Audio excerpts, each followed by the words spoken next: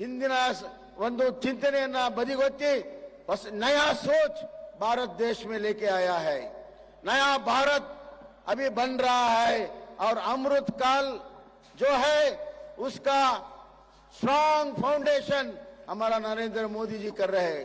जब भारत 100 साल स्वतंत्रोत्सव मनाएगा तो विश्व मान्य देश बनेगा और उसका नींव अभी हमारा भारत के प्रधानमंत्री नरेंद्र मोदी डाल रहे। इंತಹ ಒಂದು ವಿಷನರಿ दूरदृष्टि ಇರುವಂತಹ ನಾಯಕರು ಸಿಕ್ಕಿರುವಂತದ್ದು ನಮ್ಮ ಪುಣ್ಯ।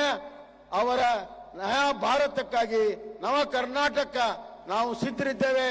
ನಾವು ಕೂಡ $5 ಟ್ರಿಲಿಯನ್ ಎಕಾನಮಿಗೆ $1 ಟ್ರಿಲಿಯನ್ ಕೊಡುವಂತಹ ಸಂಕಲ್ಪವನ್ನ ನಾವು ಕೂಡ ಮಾಡಿದ್ದೇವೆ ಅನ್ನುವಂತಹ ಮಾತನ್ನ ಹೇಳಿ ಇವತ್ತು ಬೆಳಗಾವಿಗೆ ಅವರು ಬಂದು ಅವರ ಪಾದ ಸ್ಪರ್ಶದಿಂದ ಇವತ್ತು ಬೆಳಗಾವಿಗೆ ಬೆಳಕು ಬಂದಿದೆ ಅಂತ ಈ ಸಂದರ್ಭದಲ್ಲಿ ಹೇಳಕ್ಕೆ ಇಚ್ಛೆಪಡ್ತೇನೆ।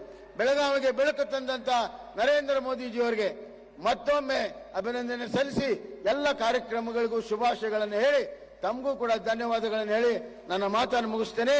ಬೋಲೋ ಭಾರತ್ ಮಾತಾ ಕಿ, ಬೋಲೋ ನರೇಂದ್ರ ಮೋದಿಜಿಗೆ, ಬೋಲೋ ಭಾರತ್ ಮಾತಾ ಕಿ, ಬೋಲೋ ಕರ್ನಾಟಕ ಮಾತಾ ಕಿ।